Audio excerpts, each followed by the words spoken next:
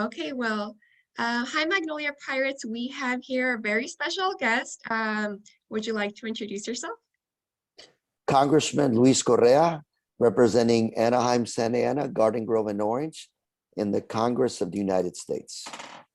Okay, so we're going to go ahead and interview Congressman Lou Correa and ask him some questions about his job. So, um, do you enjoy your job? What is the thing you enjoy the most? You know, we live in the greatest country in the world, the United States. We are going through some interesting times, asking who we are, what we're about, and looking at the injustices in our communities. Yet, as we address these issues, we have to remember we live in the greatest country in the world. Freedoms, economic opportunity. It's the reason we came as immigrants to America. And many of us came with nothing other than our aspirations, our dreams. My mother worked cleaning hotel rooms across the street from Disneyland. My dad was a laborer. They worked really hard. They didn't know English. They worked really hard trying to pay the rent. They worked hard trying to keep us fed. And you know, as I think about today, almost 50, 60 years later, I think the same could be said about your families. We work hard. Your mom and dad have 2 or 3 jobs. We work hard because we have the dream, the American dream, buying a house, a good job, a good education, living in a safe community, living in safe streets. And the thought about moving forward to be a doctor, a lawyer, an astronaut, and knowing that here, if you dream it, if you work really hard, you can actually do it. You know, when I was growing up, I had plans, I had ambitions. I was excited because I lived in America, the greatest country in the world. That was a long time ago. Remember the 1960s, a long time ago. But in those days, I remember turning on the TV, black and white TV, and watching the Apollo project. We were going to go to the moon. We were going to beat the Soviet Union. We were going to beat the Russians because we were America. And we did. We felt great. And that's what inspired me. I was a poor kid. I didn't know I was poor. I just knew I was an American. And if I dreamed it, I could do it. And I wanted to be a fighter pilot. I wanted to go into a military and fly fighter jets. And, you know, to me, it took me a long time to learn English. So I didn't do well in school. It was till after high school that I actually began to figure out how to study, how to get the grades, and how to move ahead. And so I didn't go to the Air Force. I didn't become a fighter pilot. But along the way, I still knew in my heart that what I loved to do was I loved my community and I loved giving back and I loved just living here. And so I became a lawyer, I became a banker, I became all kinds of things. And then finally along the way, I somehow discovered that being in public office was going to be my passion. I didn't plan it that way.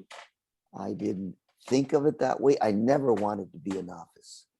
I never wanted to run for office. But once I saw the needs in the community, once I figured out how I could give back, that's when I ran for office. Y aquí me tienen, su congresista, trabajando hoy en Washington, trabajando por los valores, por las necesidades que tiene nuestra comunidad, and trying to give back. So, Maricruz, what was your question again?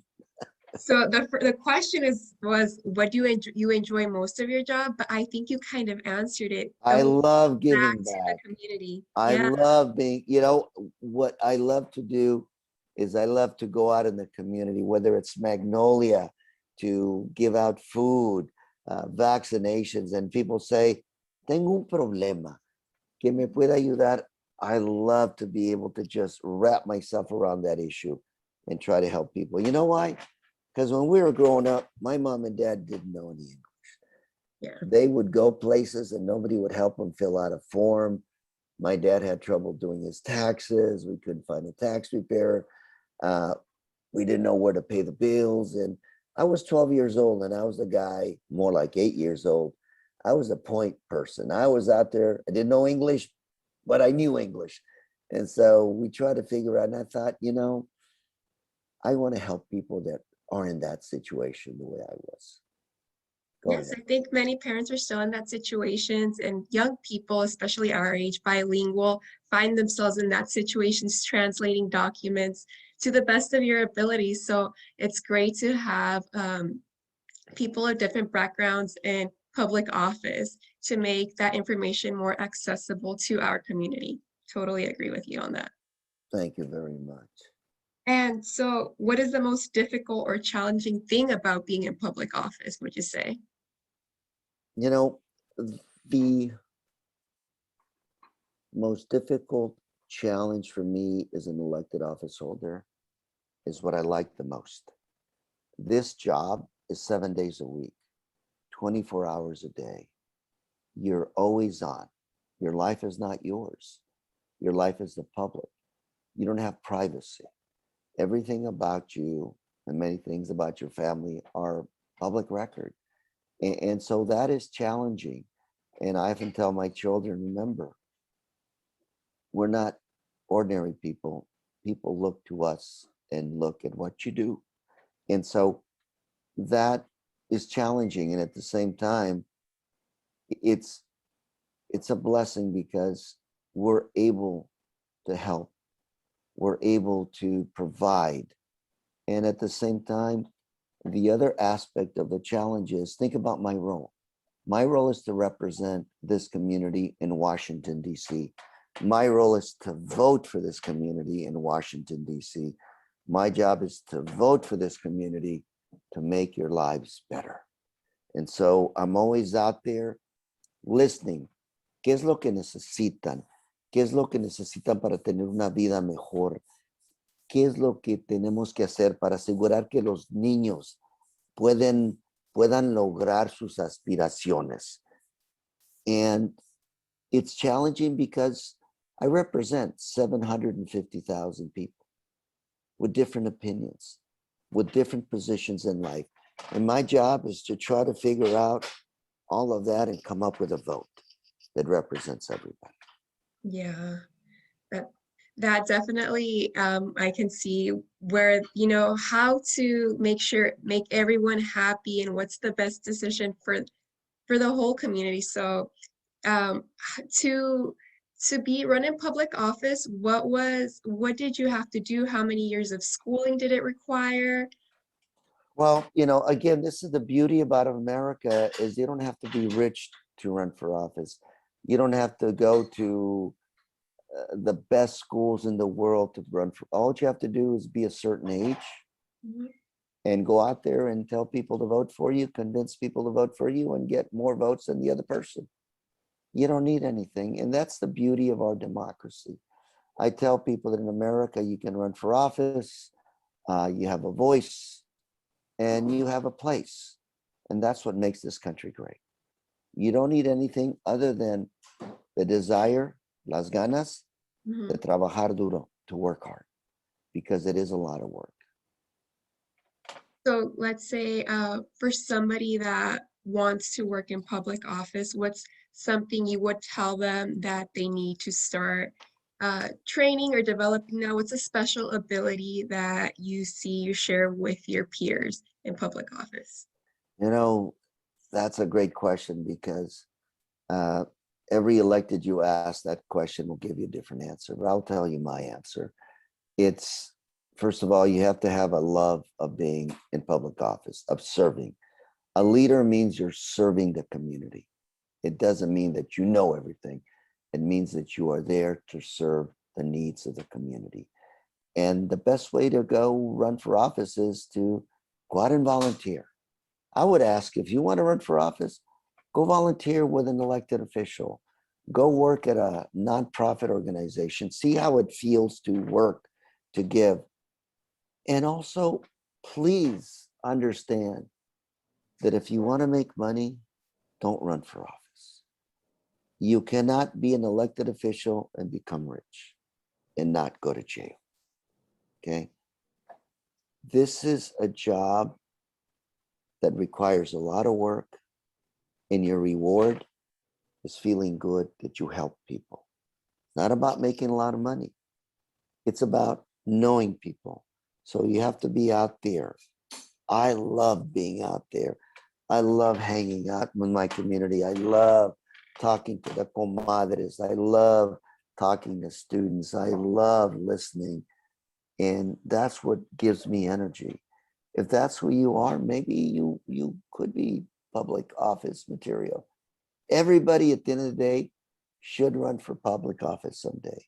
You should all have the opportunity to run for something, to feel democracy. Yeah. And then you kind of answered the next question. Do both men and women have opportunity to be in public office? I think so.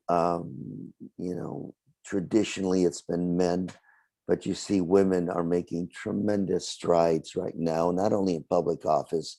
Well, one of my other jobs is I nominate candidates for the Air Force Academy, Naval Academy, the other military academies, which are great education, great way to serve your country. And young ladies are doing better than men.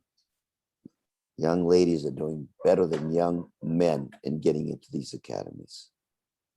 That's great. That's very inspiring to many of our female students are going to be glad to hear that. It's very, very inspiring. And now, is it difficult to balance your free time or family time with the demands of your job? It is. It is very difficult. And again, I come back to the issue of time. This is a very time intensive job. So what I've done is I've tried to include my family in my work. I try to have my children be part of my job, volunteer with me, walk with me, meet people, and go to events with me. So, you can't have it separate. Rather, in order to make it work, you have them together. Okay.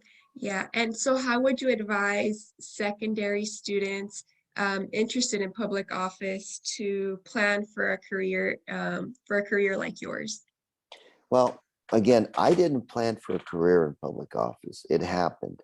Mhm. And I would say, think about life in America the following way.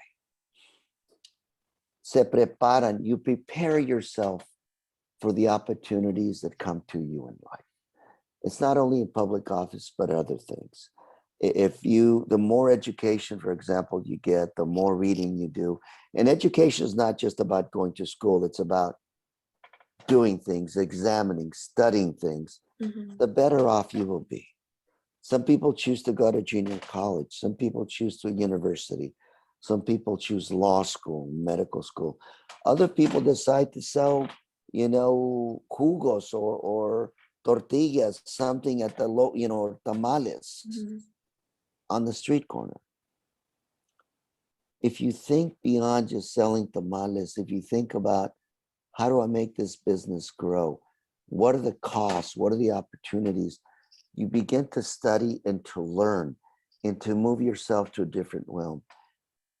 Then, if you're successful, whatever it is in life that you're successful at, the opportunities will be there.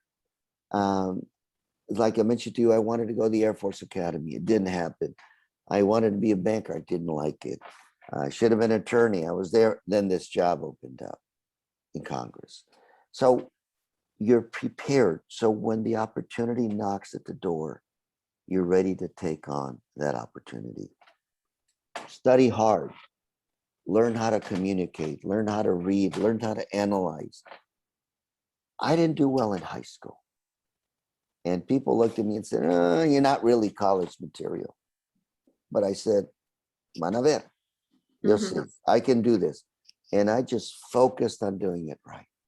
And so it's really about you looking in here, you looking in here, What are your dreams? What do you want to pursue in life?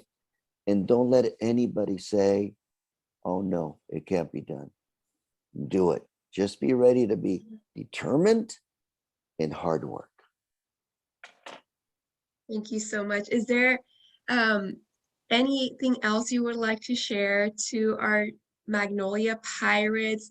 You already shared many words of inspiration, inspired me, as still a college student, to just keep on working hard towards our dreams and aspirations. Is there anything else you would like to share with us? I just wanted to tell our Magnolia students that I had the opportunity. I went to Cal State Fullerton. I went to UCLA, state schools, good education, affordable education, close to home. When I was growing up, I had the responsibility of taking care of my family. I had the responsibility of watching over people. I could have gone back east to some of the best educational institutions, but my responsibility was my family, my community, and I stayed here and I did well. Remember balance in your life, taking care of your family, taking care of your community, taking care of yourself. That's also part of success. Don't forget that part. You have to live with yourself. You have to do the right thing that makes you feel good. And only you know what that is. And also be thankful for what you have. Let me explain to you this way. When I graduated from high school, my dad said, I'm going to give you a gift. And I thought he's going to give me a car. He's going to give me a watch. He said, no te apures de ayudarnos a pagar la renta. No te apures de ayudarnos a pagar los biles. That's the greatest gift. Tú te enfocas en estudiar y déjanos nosotros nos arreglamos. Yes. My father gave me the economic opportunity to focus on studying. And I took advantage of it. And when I look back, that's the greatest gift I could have had. And a lot of us don't have that. But we have other gifts. Okay. I didn't drive a nice car. I still don't. And to me, success was something other than nice clothes and nice car. It was about getting other things done. So my last suggestion, recommendation, advice is be thankful for what you have. And remember, family and balance, God, country, very important in keeping all that together, because you got to live with yourself. Thank you very much. Well, thank you very much for your time. Our students are going to be so glad to hear this, and it's great having someone, a minority in public office. Again, that makes us very excited, and I know it motivates a lot of our students as well. Thank you so much for your time and your words of wisdom. We truly, Muchas truly appreciate gracias, Maricruz. Where are you going to school? it. Right now, I'm going to Santa Ana College. I went to Cal State Fullerton, but I'm changing career paths, so yeah. I changed my career 4 or 5 times, okay? And I'm still going to do something else after I leave Congress. So Santa Ana College, a great place. Yeah. We're proud of you. We're proud of all of you. Muchas gracias. Gracias a usted. Thank you. Take Have care. a good day. You too. Bye-bye. Bye.